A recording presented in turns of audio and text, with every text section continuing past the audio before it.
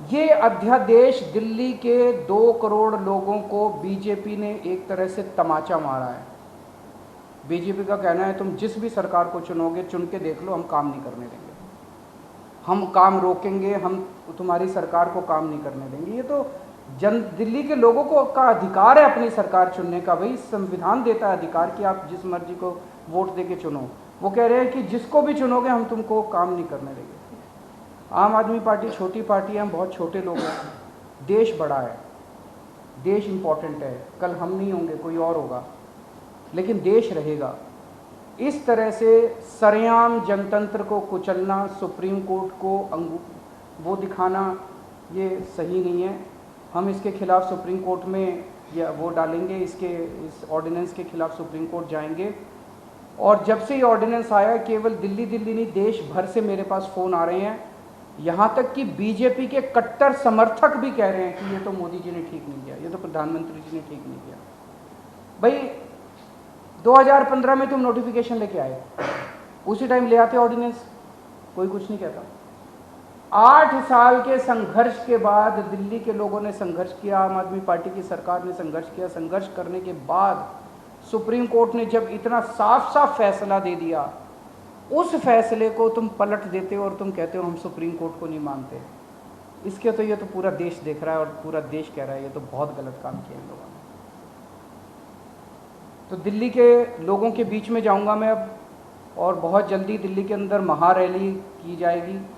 और मुझे जिस तरह से रिएक्शन आ रहे हैं जनता के, मेरे को लगता है कि इस बार दिल्ली के अंदर भारतीय जनता पार्टी को जनता एक भी 7 में से एक भी सीट नहीं देने वाली। जनता बहुत नाराज़ है इनके हथकंडों से, इनकी तानाशाही से और इनकी गुंडागर्दी से।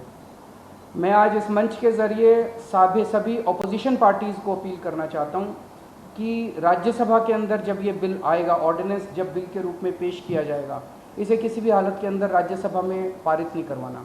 मैं खुद एक एक पार्टी के नेताओं से जाके मिलूंगा, उनसे समर्थन मांगूंगा कि इस बिल को अपोज करना है, ये जनतंत्र के खिलाफ है। किसी भी हालत में हमें इस बिल को पास नहीं होने देना राज्यसभा के अंदर। अगर आप अभी नहीं हुई है, पर मैं करूँगा, सबसे करूँगा।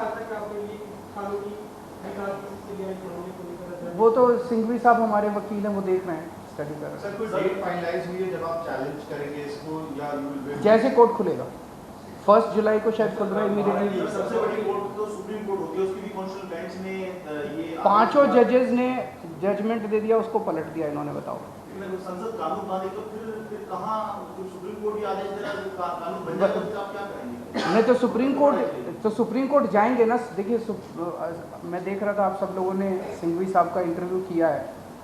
Basic structure of the constitution जो है, कोई भी कानून ला के बेसिक स्ट्रक्चर, कल को अगर कोई ब्रूट मेजॉरिटी आ गई और उसने कह दिया हाँ जनतंत्र खत्म कर दिया उन्होंने संविधान से कि जनतंत्र अब नहीं होगा, वो नहीं कर सकते। ऐसा कानून नहीं आ सकता जो जनतंत्र खत्म कर दे। ऐसा कानून नहीं आ सकता जो फेडरल स्ट्रक्चर है हमारा, सेंटर अलग है, स्टेट्स अलग है, वो खत्म कर दे। ये सीधे सीधे फेडरल स्ट्रक्चर के ऊपर हमला है। तो इस तरह का कोई कानून भी नहीं आ सकता जो कि फेडरल स्ट्रक्चर के ऊपर हमला हो। तो कई सारे बेसिक कॉन्स्टिट्यूशनल प्रिंसिपल्स हैं, basic structure of the constitution है जिसके ऊपर हमला किया गया इस ऑर्डिनेंस के द्वारा। तो ऐसा मानना है कई सारे कानून के जानकारों का कि ये ऑर्डिनेंस जो है, या ये अगर कानून की शेप भी लेता है तो ये कोर्ट के अंदर टिकना नहीं टिकेगा। ये जो ऑर्डिनेंस पास हुआ, do you think this is no more Delhi versus centre, rather the court versus the? ये पूरी की पूरी लड़ाई है एक तरह से सुप्रीम कोर्ट वर्सेस सेंटर है। ये केवल दिल्ली सरकार एक छोटी सी चीज़ हो गई है। उन्होंने तो सीधे सीधे कह दिया। इस तरह से तो ये बहुत खतरनाक चीज़ है। सुप्रीम कोर्ट कोई भी आदेश पारित करेगा, अगर केंद्र सरकार के खिलाफ पारित करेगा, केंद्र सरकार कानून लाके उसको पलट देगी, उनकी मेजॉरिटी है ना। फिर देश की जनता कहाँ रह गई?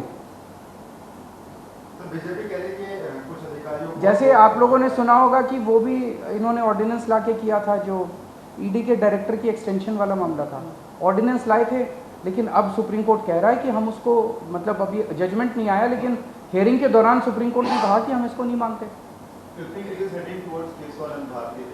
It is obviously Keshwanand Bharati was the basic structure of the constitution. This is basic structure. They are attacking the basic structure of the constitution. Sir, ये महारैली तो आपने कही विपक्षी नेताओं की और तमाम नहीं, नेताओं की नहीं, आम आदमी पार्टी दिल्ली में करेगी।